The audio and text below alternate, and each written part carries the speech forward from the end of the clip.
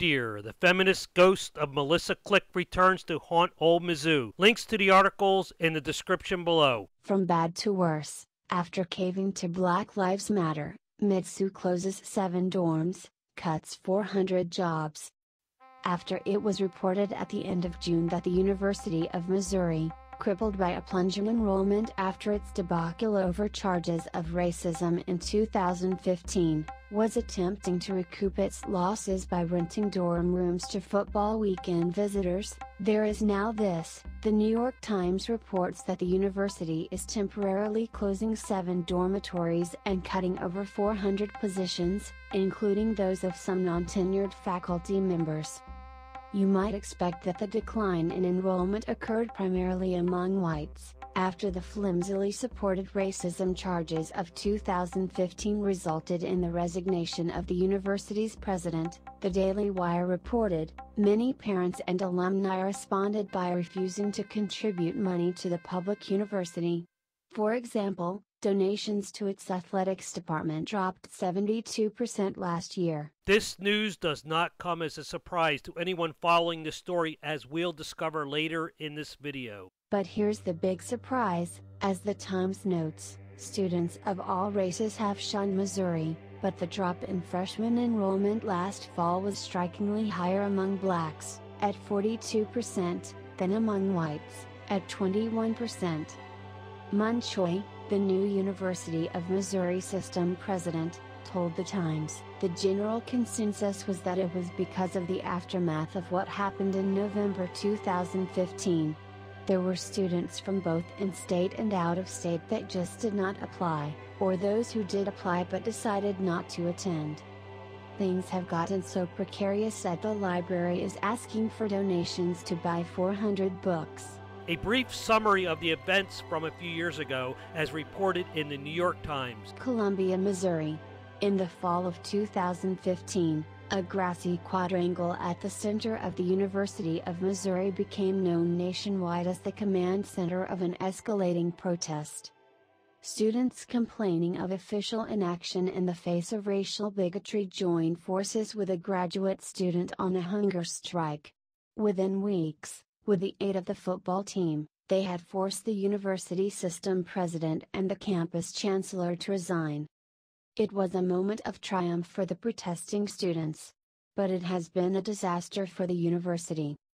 Freshman enrollment at the Columbia campus, the system's flagship, has fallen by more than 35% in the 2 years since. I will briefly summarize here the events leading up to the protest at Mizzou. There was some instances of white students yelling racial epithets at black students, as well as a swastika drawn with feces on a bathroom wall on campus. Students of color did not feel safe on campus. What followed was extensive protests that shut down the campus and forced the campus president to resign. This has been covered widely, so I see no need to spend most of this video talking of the past. The Times goes on to write, "The university administration acknowledges that the main reason is a backlash from the events of 2015, as the campus has been shunned by students and families put off by, depending on their viewpoint, a culture of racism or one where protesters run amok." No doubt there are students who did not enroll because of the alleged culture of racism, but it is more than likely that the majority of the people who abstained from enrollment were massively put off by the legacy of lawlessness and chaos earned by the protesters from 2 years ago. The Times cites statistics for the percentage of racists in the decline in enrollment, but I think it's safe to guess that young students want to attend a university that feels safe and is free of anarchy caused by prior protests, and the fear of a stigma for potential students based solely on their skin color. For example, Tyler Morris, a white student from St. Louis, said he was afraid of being stereotyped as a bigot if he went to Missouri. So he decided to go to Missouri Valley College, just down the road in Marshall.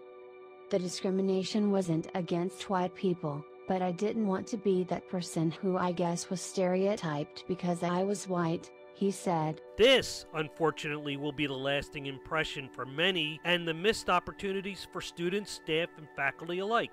at Mizzou. In a completely misguided and failure-inspiring attempt to root out racial tension on the campus, the authoritarian left once again attempts to replace racism with a different racism. Many of you remember the out-of-touch Professor Melissa Click, fired from Mizzou, now employed at Gonzaga University, attempting to bully a reporter for reporting. The new extremist left, who now endorse violence when they deem it necessary, will forcefully shut down any dissent, and in this case, a casual reporting of the event. We pick on the extreme right, who march in lockstep and do not allow dissenting opinions. But what has become of the left? This was my left, and it has been hijacked by mindless regressives. Hi, media. Can I talk to you? No, you need to get out. Well, you need to get out. No, I don't. You need to get out. I actually don't. All right. Hey, who wants to help me get this reporter out of here? I need some muscle over here.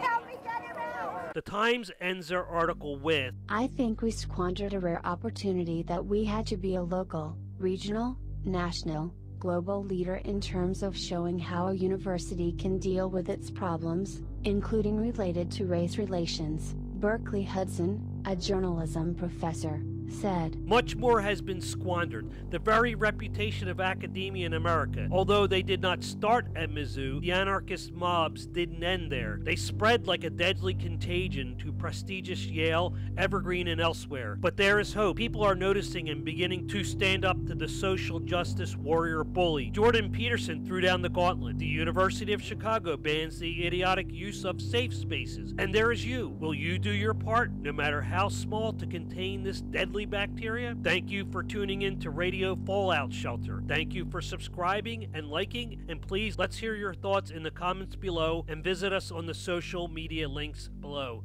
Goodbye.